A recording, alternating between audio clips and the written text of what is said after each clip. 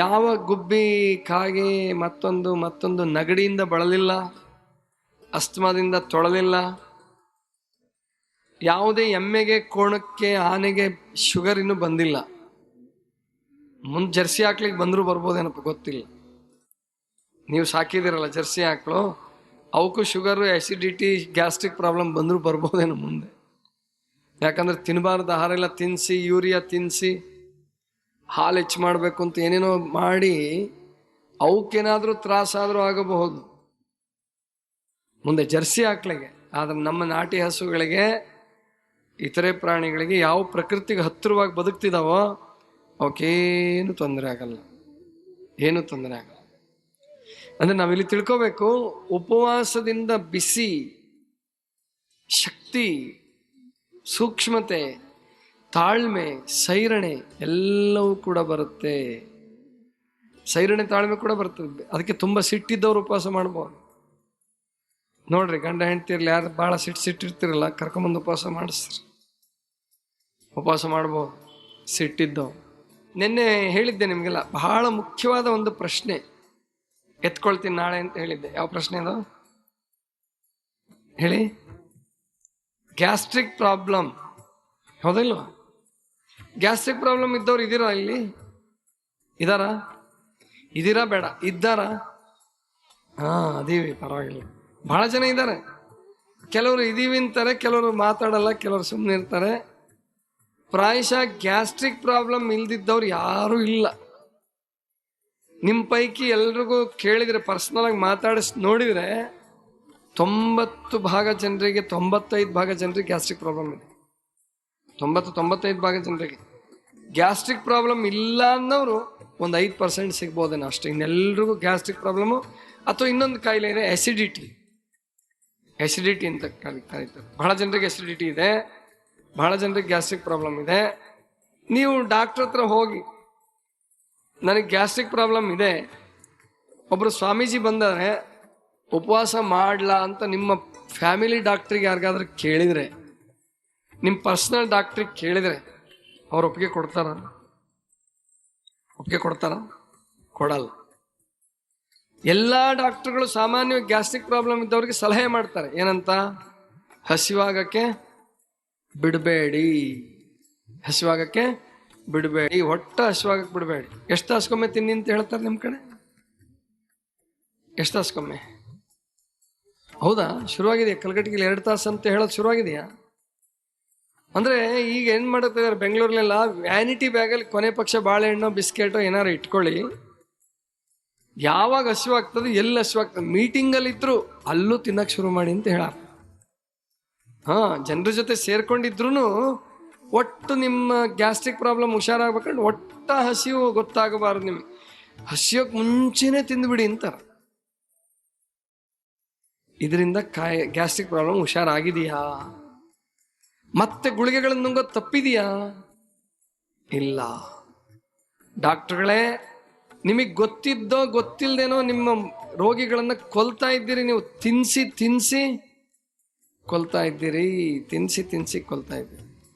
ಸುಮ್ಮನೆ ಕೊಲ್ತಾ ಇಲ್ಲ, ಅವ್ರು ಮಾಡಿದ ಪಾಪಕ್ಕೋ, ಪುಣ್ಯಕ್ಕೋ, ತಪ್ಪಿಗೋ, ಸರಿಗೋ, ಏನಕ್ಕೋ ಗೊತ್ತಿಲ್ಲ, ನೋವು ಅನುಭವಿಸಿ ತಲೆ ಸುತ್ತು, ಹಿಂಸೆ, ಮೈಗ್ರೇನ್, ಬೇರೆ ಬೇರೆ ಸಮಸ್ಯೆಗಳಿಂದ ಒದ್ದಾಡಿ ಕೊನೆಗೆ ರೊಮ್ಯಾಟೈಡ್ ಆರ್ಥರೈಟಿಸ್, ಸಂಧಿವಾತ ಅನ್ನೋದು ಬಂದು, ಶುಗರ್ ಬಂದು, BP ಬಂದು ಕೊಲ್ತಾ ಇದ್ದೀರಿ, ಕೊಲ್ತಾ ಇದ್ದೀರಿ, ಕೃತಕವಾಗಿ ಬರೆಸ್ತಾ ಇದ್ದೀರಿ. ಗೊತ್ತಿದ್ದು ಬರೆಸ್ತಾ ಇದ್ದೀರೋ ಗೊತ್ತಿಲ್ಲದೆ ಬರೆಸ್ತಿದ್ದೀರೋ ಅದು ನಿಮಗೆ ಗೊತ್ತು, ದೇವರಿಗೆ ಗೊತ್ತು. ಹಾಗಾದ್ರೆ ಗ್ಯಾಸ್ಟ್ರಿಕ್ ಪ್ರಾಬ್ಲಮ್ ಅಂದ್ರೆ ಏನು ಗ್ಯಾಸ್ಟ್ರಿಕ್ ಪ್ರಾಬ್ಲಮ್ ಅಂದ್ರೆ ಸಾಮಾನ್ಯವಾಗಿ ಏನಂತೀರಿ? 1-2-3 ತೊಂದರೆಗಳು ಹೇಳ್ಬೋದಾ? Gastric problem, what is the gastric problem? ಹೊಟ್ಟೆ ನೋವು. ಹೌದು, ಹೊಟ್ಟೆಲಿ ನೋವು ಕಾಣಿಸ್ಕೊಂತದೆ. ಎಡಭಾಗದಲ್ಲಿ ಸ್ವಲ್ಪ ನೋವು ಜಾಸ್ತಿ ಕಾಣಿಸ್ಕೊಂತದೆ. ಆಮೇಲೆ ಇನ್ನೇನು ಆಗುತ್ತೆ ಗ್ಯಾಸ್ಟ್ರಿಕ್ ಪ್ರಾಬ್ಲಮ್ಗೆ? ಹಸಿವಾದಂಗೆ ಆಗುತ್ತೆ. ಆದ್ರೆ ಹೋಗಿ ತಟ್ಟೆ ಮುಂದೆ ಕೂತ್ಕೊಂಡ್ರೆ ಉಣ್ಣಕ್ಕೆ ಮನಸ್ಸಾಗಲ್ಲ, ಗೊತ್ತಾಯ್ತಲ್ವಾ? ಆಮೇಲೆ ಹೊಟ್ಟೆ ಉಬ್ಬಿಕೊಂಡಂಗಾಗುತ್ತೆ, ತುಂಬದಂಗೆ ಇರ್ತದೆ ಯಾವಾಗಲೂ. ಹಸಿವಾದ ಟೈಮಿಗೂ ಹಸಿವಿರ್ತದೆ, ಆದ್ರೆ ಹೊಟ್ಟೆ ಮಾತ್ರ ಮೃದು ಆಗಿರಲ್ಲ. ಆಮೇಲೆ ಪಟ ಪಟ ಪಟ ಹೊಟ್ಟೆ ಬಡ್ಕೊಂತಿರ್ತದೆ, ಮೇಲೆ ಕೇರ್ದಂಗೆ ಆಗುತ್ತೆ ಒಬ್ಬೊಬ್ಬರಿಗೆ. ಎಷ್ಟೋ ಜನರಿಗೆ ಗ್ಯಾಸ್ಟ್ರಿಕ್ ಪ್ರಾಬ್ಲಮ್ನಿಂದನೇ ಹಾರ್ಟ್ ಅಟ್ಯಾಕ್ ಆಗ್ತದೆ. ಹಾರ್ಟ್ ಅಟ್ಯಾಕ್ ಅಂದ್ರೆ ಗೊತ್ತಾಗ್ತದಲ್ಲ, ಹೃದಯದ ಸ್ತಂಭನ, ಹೃದಯಾಘಾತ ಎಷ್ಟೋ ಬಾರಿ ಗ್ಯಾಸ್ಟ್ರಿಕ್ ಪ್ರಾಬ್ಲಮ್ನಿಂದನೇ ಉಂಟಾಗೋದುಂಟು. ಅದಕ್ಕೆ ಬೆಳಗ್ಗೆ ಜಾವ, ಆಮೇಲೆ 10ರಿಂದ 3 ಗಂಟೆ ಒಳಗಡೆ, 4 ಗಂಟೆ ಒಳಗಡೆ ಬಹಳ ಜನರಿಗೆ ಹಾರ್ಟ್ ಅಟ್ಯಾಕ್ ಆಗೋ ಸಾಧ್ಯತೆ ಇರ್ತದೆ. ಅಂದ್ರೆ ತುಂಬಾ ಜನ ಗ್ಯಾಸ್ಟ್ರಿಕ್ ಪ್ರಾಬ್ಲಮ್ನಿಂದ ತೊಂದರೆ ಪಟ್ಕೊಂತಿದ್ದಾರೆ. ಬರೀ ಹಾರ್ಟ್ ಪ್ರಾಬ್ಲಮ್ ಅಲ್ಲ, ಬೇರೆ ಬೇರೆ ಸಮಸ್ಯೆಗಳು. ಕೊನೆಗೆ ಗ್ಯಾಸ್ಟ್ರಿಕ್ ಪ್ರಾಬ್ಲಮ್ ಇನ್ನೊಂದು ರೂಪ ಅಂದ್ರೆ ಸಂಧಿವಾತ. ಹಾಗಾದ್ರೆ ಈ ಗ್ಯಾಸ್ಟ್ರಿಕ್ ಪ್ರಾಬ್ಲಮ್ ಯಾಕೆ ಬರುತ್ತೆ ಮತ್ತು ಇದು ಬರ್ಲಾರ್ದಂಗೆ ನಾವ್ ಹೆಂಗ್ ಬದುಕಬೇಕು? ಮೊದಲು ಗ್ಯಾಸ್ಟ್ರಿಕ್ ಪ್ರಾಬ್ಲಮ್ ಯಾಕೆ ಬರುತ್ತೆ ಅಂತ ತಿಳ್ಕೊಳಕ್ ಮುಂಚೆ ಒಂದು ಉದಾಹರಣೆಯನ್ನು ನಿಮಗೆ ಕೊಡ್ತೀನಿ. ಚೆನ್ನಾಗಿ ಗಮನಿಸಿ, ಚೆನ್ನಾಗಿ ಗಮನಿಸಿ. ನಿಮ್ಮ ದೈನಂದಿನ ಜೀವನದ ಉದಾಹರಣೆ ಕೊಟ್ಟೆ ನಾನು ನಿಮಗೆ ತಿಳಿಸ್ತೀನಿ, ಏನು ಹೆದರಬೇಡಿ. ಗ್ಯಾಸ್ಟ್ರಿಕ್ ಪ್ರಾಬ್ಲಮ್ದು ಒಂಚೂರು ಸೈಡ್ಗೆ ಇಡೋಣ, ಗ್ಯಾಸ್ಟ್ರಿಕ್ ಪ್ರಾಬ್ಲಮ್ ಬಿಟ್ಬಿಡಿ. ಇನ್ನೊಂದು ನಿಮಗೆಲ್ಲ ಗೊತ್ತಿರೋ ಸಾಧನ ಹೇಳ್ಕೊಡ್ತೀನಿ. ಗೋಬರ್ ಗ್ಯಾಸ್ ಹೆಸರು ಕೇಳಿದ್ದೀರಾ? ನಿಮ್ಮ ಮನೆಗಳ ಕೆಲವ್ರ ಮನೇಲಿ ಇದ್ರೂ ಇಲ್ಲೂ ಇರಬಹುದು, ರೈತರ ಮನೆಗಳಲ್ಲಿ ಗೋಬರ್ ಗ್ಯಾಸ್ ಇರಬಹುದು. ಗೋಬರ್ ಗ್ಯಾಸ್ ಅಂದ್ರೆ ಏನು ಗೊತ್ತಿದೆಯಾ ನಿಮಗೆಲ್ಲ? ಗೋಬರ್ ಅಂದ್ರೆ ಸಗಣಿ. ಹಿಂದಿಯಲ್ಲಿ ಗೋಬರ್ ಅಂದ್ರೆ ಏನು? ಸಗಣಿ. ಅಂದ್ರೆ ಸರ್ಕಾರ, ಸೆಂಟ್ರಲ್ ಗೌರ್ಮೆಂಟ್ನವ್ರು ಈ ಸ್ಕೀಮ್ ಶುರು ಮಾಡಿದ್ರು, ಹಿಂದಿಯಲ್ಲಿ ಹೆಸರಿಟ್ಟಿರೋದು ಗೋಬರ್. ಗೋಬರ್ ಅಂದ್ರೆ ಸಗಣಿ. ಗೋಬರ್ನಿಂದ ಗ್ಯಾಸ್ ಉತ್ಪತ್ತಿ ಮಾಡುವಂತಹ ಒಂದು ವ್ಯವಸ್ಥೆ, ಗೊತ್ತಾಯ್ತಲ್ವಾ? ಗೋಬರ್ನಿಂದ ಅಂದ್ರೆ ಸಗಣಿಯಿಂದ ಗ್ಯಾಸ್ ಉತ್ಪಾದನೆ ಮಾಡೋದು ಗೊತ್ತಿದೆಯಲ್ಲ. ಹೆಂಗ್ ಉತ್ಪಾದನೆ ಮಾಡ್ತಾರೆ ಗೊತ್ತಿದೆಯಾ? ಏನ್ ಮಾಡ್ತಾರೆ? ಒಂದು ಟ್ಯಾಂಕ್ ಕಟ್ಟಿಸ್ತಾರೆ, ಗ್ಯಾಸ್ ಪ್ಲಾಂಟ್ ಅಂತ ಹೆಸರಿಡ್ತಾರೆ ಅದಕ್ಕೆ ಇಂಗ್ಲಿಷಲ್ಲಿ. ಹಿಂದೆ ಡ್ರಮ್ ಇಡ್ತಿದ್ರು ಅದ್ರ ಒಳಗಡೆ. ಗ್ಯಾಸ್ ಜಾಸ್ತಿ ಆದಂಗೆ ಆ ಡ್ರಮ್ ಮೇಲಕ್ಕೆ ಬರ್ತಿತ್ತು, ಅದೆಲ್ಲ ನೋಡಿದೀರ ನೀವು? ಗ್ಯಾಸ್ ಕಡಿಮೆ ಆದ್ರೆ ಡ್ರಮ್ ಒಳಗಡೆ ಹೋಗ್ತಿತ್ತು. ಇದು ಸಾಮಾನ್ಯವಾಗಿ ಒಂದು ಗ್ಯಾಸ್ ಟ್ಯಾಂಕ್ ಕಟ್ಟಿರ್ತಿದ್ರು, ಅದ್ರ ಮೇಲೆ ಡ್ರಮ್ ಹಾಕಿರ್ತಿದ್ರು. ಇವಾಗ ಡ್ರಮ್ ಇಲ್ಲದ ಡೂಮ್ ತರ ಗ್ಯಾಸ್ ಟ್ಯಾಂಕ್ಗಳನ್ನ, ಗ್ಯಾಸ್ ಪ್ಲಾಂಟ್ಗಳನ್ನ ಕಟ್ತಾರೆ. ಅದರಲ್ಲಿ ಗ್ಯಾಸ್ ಹೆಂಗ್ ಉತ್ಪತ್ತಿ ಆಗುತ್ತೆ ಸಿದ್ಧಾಂತ ಗೊತ್ತಿದೆ? ಅದು ಗೊತ್ತಿದ್ರೆ ನಿಮಗೆ ಮುಂದಕ್ಕೆ ಹೇಳೋ ಸುಲಭ ಆಗುತ್ತೆ ನನಗೆ. ಸಗಣಿಯಿಂದ ಗ್ಯಾಸ್ ಹೇಗೆ ಉತ್ಪತ್ತಿ ಆಗುತ್ತದೆ ಊಹೆ ಮಾಡ್ಬೋದಾ? ಸಗಣಿ ಕಲಸಿ ಟ್ಯಾಂಕಲ್ಲಿ ತುಂಬ್ತೀರಿ. ಏನಾಗ್ತದೆ ಸಗಣಿ? ನೀರಲ್ಲಿ ಕಲಸಿದ ಪದಾರ್ಥಗಳೆಲ್ಲವೂ ಏನಾಗ್ತವೆ? ಹುಳ ಆಗ್ತವೆ. ಯಾಕೆ ಹುಳ ಆಗ್ತವೆ? ಕೊಳಿತಾವ ಮೊದಲು. ಈಗ ನೀವು ಎಲ್ಲಾರು ಬುತ್ತಿ ಗಿತ್ತಿ ಕಟ್ಕೊಂಡು ಹೋಗುವಾಗ ಅಡಿಗೆ ಹೆಂಗ್ ಮಾಡ್ತೀರಿ?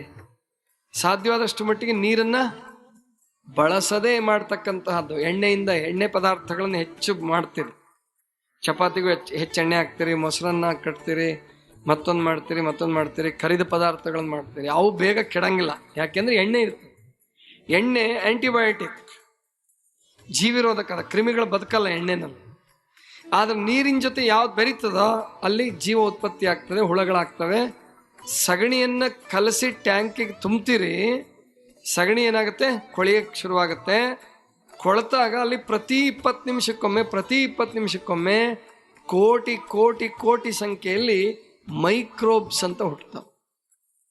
ಅಂದ್ರೆ ಈ ಪ್ರಕೃತಿನಲ್ಲಿ ಕೊಳೆತದ್ದನ್ನ ಯಾವುದು ಇಟ್ಕೊಳಕ್ ಇಷ್ಟಪಡಲ್ಲ, ಯಾವುದನ್ನು ಇಟ್ಕೊಳ್ಳೋದ ಪ್ರಕೃತಿ. ಆದ್ರೂ ಒಳಗಡೆಯಿಂದನೇ ಹುಳ ಹುಟ್ಟಿಸುತ್ತೆ. ಆ ಕೊಳೆತಂತ ಸಗಣಿಯನ್ನು ತಿಂದು ಆ ಹುಳಗಳು, ಆ ಜೀವಿಗಳು ಏನಾಗಿ ಪರಿವರ್ತನೆ ಮಾಡ್ತವೆ? ಸಗಣಿಯನ್ನ ಗ್ಯಾಸ್ ಆಗಿ ಪರಿವರ್ತನೆ ಮಾಡ್ತವೆ. ಅದು ಹೆಚ್ಚು ಹೆಚ್ಚು ಸಂಗ್ರಹ ಆಗಿ ನಿಮಗೆ ಗ್ಯಾಸ್ ಬರ್ತದೆ. ಅಲ್ಲಿ ಸಗಣಿ ಕಲ್ಸಿ ತುಂಬ್ತೀರಿ, ಇಲ್ಲಿ ಅನ್ನ ಕಲ್ಸಿ, ರೊಟ್ಟಿ ಪಲ್ಯ ಕಲ್ಸಿ, ಉಪ್ಪಿಟ್ಟು ಕಲ್ಸಿ, ಒಗ್ಗರಣೆ ಕಲ್ಸಿ, ಬೋಂಡ ಕಲ್ಸಿ, ಬಜಿ ಕಲ್ಸಿ ತುಂಬ್ತೀರಿ. ಇಲ್ಲಿ ಅದು ಸರಿಯಾಗಿ ಜೀರ್ಣ ಆಯ್ತು, ಏನಾಗುತ್ತೆ? ಶಕ್ತಿ ಆಗ್ತದೆ. ಈಗ ಕಾಯನ್ನ ಹಣ್ಣು ಮಾಡುವಂತಹದ್ದು ಒಳಗಡೆ ಇದೆ. ಮಾವಿನ ಕಾಯಿ ಇರ್ತದೆ, ಅದನ್ನ ಹಣ್ಣು ಮಾಡೋದಕ್ಕೆ ಅಲ್ಲಿ ಎಂಜೈಮ್ಸ್ ಅಂತ ಇರ್ತಾವೆ, ಕಿಣ್ವಗಳು ಅಂತ ಹುಡ್ತಾವ. ಆ ಹಣ್ಣನ್ನ ಇನ್ನೂ 10 ದಿವಸ ಒಂದು ವಾರ ಹೆಚ್ಚಿಗೆ ಬಿಟ್ಬಿಟ್ರೆ ಏನಾಗುತ್ತೆ? ಹಣ್ಣೇನಾಗುತ್ತೆ? ಕೊಳತೋಗ್ತದೆ. ಹಂಗೆ ನಿಮ್ಮ ಹೊಟ್ಟೆಯಲ್ಲಿಯೂ ಕೂಡ ಎಂಜೈಮ್ಸ್ ಅಂತ ಇರ್ತಾವ, ಕಿಣ್ವಗಳು ಅಂತ ಇರ್ತಾವ. ಆ ಕಿಣ್ವಗಳು ಏನ್ ಮಾಡ್ತಾವಪ್ಪ ಅಂದ್ರೆ ನೀವು ತಿಂದ ಆಹಾರವನ್ನ ಶಕ್ತಿಯನ್ನಾಗಿ ಪರಿವರ್ತಿಸ್ತಾವ. ನೀವು ಮೇಲಿಂದ ಮೇಲ್ ತಿಂತಾ ಇದ್ರೆ ಮೊದಲ್ದು ಜೀರ್ಣ ಆಗಲ್ಲ, ಆಮೇಲೆ ಕೊಟ್ಟಿದ್ದು ಜೀರ್ಣ ಆಗಲ್ಲ. ಇನ್ನೊಂದು ಉದಾಹರಣೆ ಕೊಡ್ತೀನಿ ನಿಮಗೆ. ಈಗ ನೀವು ಹಿಂದಿನ ಕಾಲದಲ್ಲಿ ಅಡಿಗೆ ಮಾಡ್ತಿದ್ರಿ ಯಾವುದ್ರ ಮೇಲೆ? ಒಲೆ ಮೇಲೆ. ಈಗೆಲ್ಲ ಸಿಲಿಂಡರ್ ಗ್ಯಾಸ್ ಬಂದವ. ಆ ಕಟ್ಗೆ ಒಲೆ ಮೇಲೆ ಅಡಿಗೆ ಮಾಡ್ತಿದ್ರಿ. ಅನ್ನಕ್ಕಿಟ್ಟಿದ್ದೀರಾ ಅಂತ ಇಟ್ಕೊಳ್ಳಿ. ನಿಮ್ಮ ಮನೆಯಲ್ಲಿ ಒಂದು 10 ಜನ ಇದ್ದೀರಿ ಅಂತಂದ್ರೆ ಒಂದು 2 kg ಅನ್ನ, 1.5 kg 1.5 kg ಅನ್ನ ಮಾಡಬೇಕು ಅಂತ ಇಟ್ಟಿದ್ದೀರಿ. ದೊಡ್ಡ ಪಾತ್ರೆಯಲ್ಲಿ ಒಂದು 4 kg ಬೇಯೋ ಪಾತ್ರೆನಲ್ಲಿ ಒಂದು 2 kg ಅನ್ನಕ್ಕೆ ಇಟ್ಟಿದ್ದೀರಿ. ನೀರು ಹಾಕಿ ಇಟ್ಟಿದ್ದೀರಿ. ಕುದಿಯಕ್ಕೆ ಶುರುವಾಗಿದೆ. ಯಾರೋ ಮನೆಗೆ ನೆಂಟರು ಬಂದ್ಬಿಟ್ರು. ಒಂದು 7-8 ಜನ ಯಾರೋ ಸ್ನೇಹಿತರು ಬಂದರು, ನೆಂಟರು ಬಂದರು, ಯಾರೋ ಪರಿಚಿತಸ್ಥರು ಬಂದರು. ಇನ್ನೊಂದು 2 kg ಅನ್ನ ಮಾಡಬೇಕು. ಹೆಂಗಿದ್ರು ಪಾತ್ರೆಯಲ್ಲಿ ಜಾಗ ಇದೆ, ತಡಿ ನೀರು ಸುರಿದು ಬಿಡ್ತೀರಾ? ಏನಾಗತ್ತ ಅವಾಗ? ಮೊದಲ್ದು ಕೆಡುತ್ತೋ, ಆಮೇಲಿಂದು ಕೆಡುತ್ತೋ. ಶಾಣ್ಯರಾದ್ರೆ ಏನ್ ಮಾಡ್ಬೇಕು? ಮೊದಲ್ದು ಮಾಡ್ಕೊಂಡು ಮುಗಿಸಿ ಆಮೇಲೆ ಅದನ್ನ ತೆಗೆದು ಅಥವಾ ಬೇರೆ ಪಾತ್ರೆ ಇಟ್ಟು 2 kg ಅನ್ನ ಮಾಡ್ಬೇಕು. ನೀವು ಬಹಳ ಬುದ್ಧಿವಂತರಪ್ಪ. ಬೆಳಗ್ಗೆ ಮಸ್ತಾಗಿ ಉಪ್ಪಿಟ್ಟು, ಖಾರದಾನಿ ಎಲ್ಲ ಉಂಡು, ಒಂದು ಸ್ವಲ್ಪ ಒಗ್ಗರಣೆ ಅನ್ನ ಉಳಿದಿದ್ದು ಮಾಡಿದ್ರೆ ಅದನ್ನು ಉಂಡು, ಬೋರ್ಮಿಟ ಚಹಾ ಕುಡಿದು ಹೊರಟಿದ್ದೀರಿ. ಆಫೀಸ್ಗೆ ಹೋಗೋ ದಾರಿಲಿ ಒಂದು ಅರ್ಧ ಗಂಟೆ 1 ಗಂಟೆ ಆಗಿದೆ. ಯಾರೋ ಒಬ್ಬ ಸ್ನೇಹಿತ ಸಿಗ್ತಾನೆ. ಬಾರಯ್ಯ, ಬಹಳ ಅಪರೂಪಕ್ಕೆ ಸಿಕ್ಕಿದೀಯಾ, ಬಾ ಚಹಾ ಕುಡಿಯೋಣ ಅಂತ. ಹೌದಾ? ನೀವು ಹೋಗ್ತೀರಿ. ಅವನು ನಿಮ್ಮ ಮೇಲೆ ಬಹಳ ಪ್ರೀತಿ, ಬರೀ ಚಹಾ ಹೇಳಲ್ಲ, ಪ್ರೀತಿಗೋಸ್ಕರ ಏನು ಮಾಡ್ತಾನೆ? ಮಸಾಲೆ ದೋಸೆ ಹೇಳ್ತೀರಿ ನೀವು. ಬೇಡಪ್ಪ ಮರಯ್ಯ, ಉಪ್ಪಿಟ್ಟು ತಿಂದು ಬಂದೀನಿ, ಹೊಟ್ಟೆ ತುಂಬ. ತಿನ್ನು, ಏನಾಗುತ್ತೆ, ಏನು ಸಾಯ್ತೀಯ? ನನಗೋಸ್ಕರ ತಿನ್ನು. ಅವನು ಜೀರ್ಣಿಸ್ತಾನೇನು ಬಂದು? ನನಗೋಸ್ಕರ ತಿನ್ನಂತಾನ ಅವನು ತಿನ್ನಿಸ್ತಾನೆ. ಆವಾಗ ಏನಾಯ್ತು? ಉಪ್ಪಿಟ್ಟಿನ್ನೂ ಜೀರ್ಣ ಆಗಿಲ್ಲ. ಕನಿಷ್ಠ ಪಕ್ಷ ಉಪ್ಪಿಟ್ಟು ಜೀರ್ಣ ಆಗಕ್ಕೆ ಎಷ್ಟು ಗಂಟೆ ಬೇಕು? ಮಸ್ತಾಗಿ ಉಂಡಿದ್ರಪ್ಪ ಅಂದರೆ 3 ತಾಸಾದರೂ ಬೇಕು. ನೀವು 1 ತಾಸಲ್ಲೇ ಮತ್ತೆ ಮಸಾಲೆ ದೋಸೆ ಹಾಕಿದ್ರೆ ಆ ಹೊಟ್ಟೆ ಹೇಳ್ತದೆ, ಕನ್ಫ್ಯೂಷನ್ ಶುರು ಆಗ್ತದೆ. ಏನು ಮಾಡಲಿ ಈಗ? ಇದನ್ನು ಜೀರ್ಣಿಸ್ಲೋ ಅದನ್ನು ಜೀರ್ಣಿಸ್ಲೋ? ಮ್ಯಾಲಿಂದ ಅಂತೂ ಸುರಿದು ಬಿಟ್ರೆ ಆವಾಗ ಜೀರ್ಣಕ್ರಿಯೆ ವ್ಯತ್ಯಾಸ ಆಗುತ್ತೆ. ಪದಾರ್ಥ ಕೊಳೆಯಕ್ಕೆ ಶುರುವಾಗುತ್ತೆ. ಅಕ್ಕಿ ಪಾತ್ರೆಗೆ ಅನ್ನ ಕುದೀತಾ ಇರುವಾಗ ಮತ್ತೊಂದಷ್ಟು ಅಕ್ಕಿ ತುಂಬಿದರೆ ಏನಾಗುತ್ತೋ ಅದೇ ಗತಿ ನಿಮ್ಮ ಹೊಟ್ಟೆಲೂ ಉಂಟಾಗುತ್ತೆ. ಅದು 1 ದಿವಸಕ್ಕೆ ಪರಿಣಾಮ ತೋರಿಸಲ್ಲ ನಿಮಗೆ. ಅದು ಮತ್ತೆ ಒಳ್ಳೆ ಜೀರ್ಣ ಕ್ರಿಯೆ ಜೋರಿತ್ತಂದರೆ, ಬೆಂಕಿ ಜೋರಿತ್ತಂದರೆ ಶರೀರದಲ್ಲಿ ತಡ್ಕೊತಿರ್ತದೆ, ಎಷ್ಟು ತಿಂದರೂ ತಡ್ಕೊತಿರ್ತದೆ. ಅದು ಜೋರು ಇಲ್ಲ ಅಂದಾಗ ಅದು ಗ್ಯಾಸ್ ಆಗಕ್ಕೆ ಶುರುವಾಗುತ್ತೆ. ಇನ್ನು ಕೆಳಗಡೆ ಹೋಗಕ್ಕೆ ಜಾಗ ಇಲ್ಲ, ಟ್ರಾಫಿಕ್ ಜಾಮ್ ಆಗಿದೆ. ಹೌದಾ? ಗ್ಯಾಸ್ ಫಾರ್ಮೇಷನ್ ಆಗಿದೆ, ಕೆಳಗಡೆ ಹೋಗಕ್ಕೆ ಜಾಗ ಇಲ್ಲ. ಎಲ್ಲಿ ಬೇಕಲ್ಲೇ ನುಗ್ಗಕ್ಕೆ ಶುರುವಾಗುತ್ತೆ. ಎದೆ ಒತ್ತುತ್ತೆ, ಇಲ್ಲಿ ಕಫ ಕೆಮ್ಮು ಬರುತ್ತೆ, ಶ್ವಾಸಕೋಶ ಒತ್ತುತ್ತೆ, ಕೊನೆಗೆ ಅಸಿಡಿಟಿ ಆಗುತ್ತೆ, ಏನೇನೇನೇನೇನೇನೋ ತೊಂದರೆ ಶುರುವಾಗುತ್ತೆ. ಅದಕ್ಕೆ ಗ್ಯಾಸ್ಟ್ರಿಕ್ ಪ್ರಾಬ್ಲಮ್ ಕೃತಕವಾಗಿ ನೀವು ತಂದ್ಕೊತಾ ಇದ್ದೀರಾ. ಇನ್ನು ಕೆಲವರು ಒಂದು ಕೆಲಸ ಮಾಡ್ತಾರೆ, ಹಸಿವಾಗಿದೆ ಊಟ ಮಾಡಲ್ಲ. ಈಗ ತಾಯಂದ್ರು, ನೀವು ಬಹಳ ಜನ ತಪ್ಪು ಮಾಡೋದು ತಾಯಂದ್ರೆ, ಬೆಳಗ್ಗೆ 8-8:15 ಗಂಟೆಗೆ ನಿಮ್ಗೆ ಹಸಿವಾಗುತ್ತೆ. ಹೌದಾ? ಸಣ್ಣ ಹುಡುಗರಿಂದ ನೀವು ಯಾವ ಸಮಯಕ್ಕೆ ತಿಂಡಿ ತಿಂದಿರ್ತೀರೋ ಆ ಸಮಯಕ್ಕೆ ಹಸಿವಾಗುತ್ತೆ, ನೀವು ತಿನ್ನಲ್ಲ. ಯಾಕೆಂದ್ರೆ ನಿಮಗೆ ಆರಾಮಾಗಿ ಬೈಸಾಕಿ ಆರಾಮ್ ಕೂತ್ಕೊಂಡು ತಿನ್ಬೇಕು. ಗಂಡ ಮಕ್ಕಳನ್ನೆಲ್ಲ ಹೊರಗೆ ಹಾಕಿ, ಉಳಿದಿದ್ದೆಲ್ಲ ಧಾರಾವಾಹಿ ನೋಡಿ, ಆಮೇಲೆ ಸ್ನಾನ ಮಾಡಿ, ಪೂಜೆ ಮಾಡ್ದಂಗೆ ಮಾಡಿ, ತಿಳಿತಾ? ಆಮೇಲೆ ಊಟ ಕುತ್ಕೊಂತೀರಿ. ಅಷ್ಟೊತ್ತಿಗೆ 11 ಗಂಟೆ ಆಗಿರುತ್ತೆ. ನಿಮ್ಗೆ ಹಸಿವಾಗಿತ್ತು 8 ಗಂಟೆಗೆ, 8:30, 9 ಗಂಟೆಗೆ ಹಸಿವಾಗಿತ್ತು, ತಿಂಡಿ ತಿನ್ನಲಿಲ್ಲ. 11 ಗಂಟೆಗೆ ತಿಂಡಿ ತಿಂತೀರಿ. ಎಷ್ಟೋ ಜನ ತಾಯಂದ್ರೆ 11 ಗಂಟೆಗೆ ತಿಂತೀರಲ್ವಾ? ಇದರಂಥ ಅನಾರೋಗ್ಯಕರ ಪರಿಸ್ಥಿತಿ ಇನ್ಯಾವುದಿಲ್ಲ. ಅದಕ್ಕೆ ನಿಮಗೆ ಶಕ್ತಿನೇ ಇಲ್ಲ. ಈಗ ಬ್ರಿಟಿಷರಿಲ್ಲ ಅಂತ ಪಾಡು ನೀವು ಉಳ್ಕೊಂಡಿರಿ. ಬ್ರಿಟಿಷರೇನಾರು ಇದ್ದಿದ್ರೆ ನೀವು ಯಾರೋ ಕಿತ್ತೂರು ಚೆನ್ನಮ್ಮಾಗಕ್ಕಂತೂ ಆಗ್ತಿರ್ಲಿಲ್ಲ. ಗೊತ್ತಾಯ್ತಲ್ವಾ? ಶಕ್ತಿನೇ ಇಲ್ಲ ನಿಮಗೆ. ದುಗ್ಸಿದ್ರೆ ಬಿದ್ದು ಬಿಡ್ತೀರಿ. ಆದ್ರೆ ಮಾತ್ರ ನೋಡಕ್ ದಪ್ಪ ಕಾಣ್ತೀರಿ. ಶಕ್ತಿನೇ ಇಲ್ಲ. ಒಳಗೆ ಯಾಕೆ? ಬರೀ ಗ್ಯಾಸ್, ಎಲ್ಲ ಕಡೆ ಗ್ಯಾಸ್ ಗ್ಯಾಸ್ ಗ್ಯಾಸ್, ಶಕ್ತಿನೇ ಇಲ್ಲ. ಅದಕ್ಕೆ ಬೆಳಗ್ಗೆ ತಿಂಡಿ ತಿನ್ನೋ ವಿಷಯದಲ್ಲಿ, ನಾಷ್ಟ ಮಾಡೋ ವಿಷಯದಲ್ಲಿ ನೀವು ಮಕ್ಕಳಿಗೆ, ನಿಮ್ಮ ಮನೆಯವ್ರಿಗೆ ಏನು ಕೊಡ್ತಿರ್ತೀರೋ ಅವ್ರು ಬೇಜಾರು ಮಾಡ್ಕೊಂಡ್ರು ಪರವಾಗಿಲ್ಲ, ಡೈವರ್ಸ್ ಕೊಟ್ಟರು ಚಿಂತಿಲ್ಲ. ಅವ್ರ ಜೊತೆಗೆ ತಿಂಡಿ ತಿನ್ರಿ. ಒಳ್ಳೆ ಗಂಡಂದ್ರಾದ್ರೆ ನಿಮ್ ಜೊತೆಗೆ ತಿನ್ನಿಸ್ರಿ. ಗೊತ್ತಾಯ್ತಲ್ವಾ? ತಿನ್ನಿಸ್ಬೇಕಿಲ್ಲ ಅಂದ್ರೆ ಆರೋಗ್ಯ ಕೆಡಿಸ್ಕೊಂಡು ಏನ್ ಮಾಡೋರಂತೀರ. ಅದಕ್ಕೆ ನಾವಿಲ್ಲಿ ತಿಳ್ಕೊಬೇಕು, ಗ್ಯಾಸ್ಟ್ರಿಕ್ ಪ್ರಾಬ್ಲಮ್ಗೆ ಮತ್ತೊಂದು ಕಾರಣ ಅಂದ್ರೆ ಟೈಮ್ ತಪ್ಪಿಸಿ ತಿನ್ನೋದು. ಬೆಳಿಗ್ಗೆ 11 ಗಂಟೆಗೆ ತಿಂಡಿ, ಮಧ್ಯಾಹ್ನ 3 ಗಂಟೆಗೆ ಊಟ, ರಾತ್ರಿ 10 ಗಂಟೆಗೆ ಊಟ, ನಡುವೆ ಎಲ್ಲ ಸಮಯ ವ್ಯತ್ಯಾಸ ಮಾಡ್ಕೊಂಡು ಕಾಯಿಲೆ ತಂದ್ಕೊಂತ ಇದ್ದೀರಿ. ಹಾಗಾದ್ರೆ ಬೆಳಿಗ್ಗೆ ಹಸಿವಾದಾಗ, ಅದರಲ್ಲೂ ಬೆಳಿಗ್ಗೆ ಹೊತ್ತು ಬೇಗನೆ ಬೇಕು, ಯಾಕಂದ್ರೆ ರಾತ್ರಿ ಎಲ್ಲ ಸುಮ್ಮನೆ ಇರ್ತೀರಿ. ರಾತ್ರಿ ತಡವಾಗಿ ತಿನ್ಬಾರ್ದು, ರಾತ್ರಿ ತಡವಾಗಿ ಉಣಬಾರ್ದು.